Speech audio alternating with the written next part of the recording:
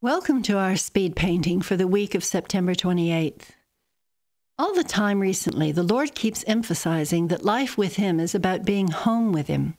Today, He seemed to be putting it in the context of Christmas. No matter what beliefs a person has, in the Western world, Christmas time visits some of the home atmosphere of heaven itself onto earth, into every home that will open up to it.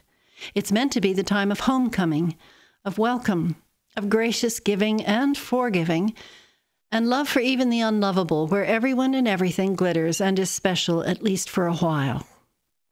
For anyone who has no home anymore, or whose home had been awful when they were growing up, the home time of Christmas can be unbearable, as it catches them out in the part of them hurting the most for lack of one. Such is the power of the visitation of the real thing. For these folks, it becomes a question of so near and yet so far. Suicide rates go up at this time of year accordingly. That sense of rejection and heartbreak mirrors the one in the heart of humanity, as it longs for the real thing, being back at home and settled with the one who made it. Someone once said, "Home is the place that when you go there, they have to take you in." God would have it that we all know we've got that place permanently inside, a place where we're fully known, where we fully know our roots and are wanted by the ones who made us, and where we have a right to be, no matter what.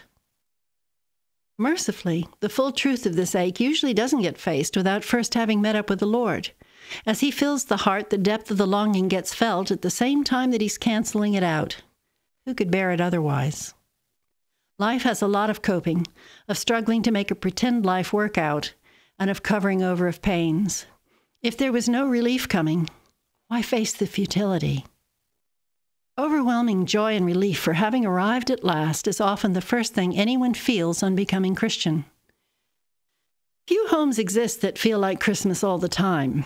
Those who haven't met Him yet just don't know of the Christmasing that happens in the heart when they invite Him in.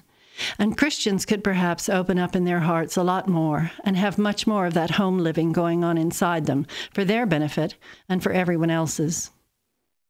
This isn't the Christmas season. Fittingly, the Lord seems to want to remind us now that home is always available. He doesn't leave homes and stop gracing them the day after Christmas ends. The whole holiday is about celebrating that we're back, and so is He, permanently. So there it is. This week's word is that He isn't asking anything of us. He doesn't want a performance. Home is a thing He died to give us and to bring us into so we can live where we belong. It's about just being back with Him at last. Welcomed, loved, forgiven, special, glittering. This was this week's word.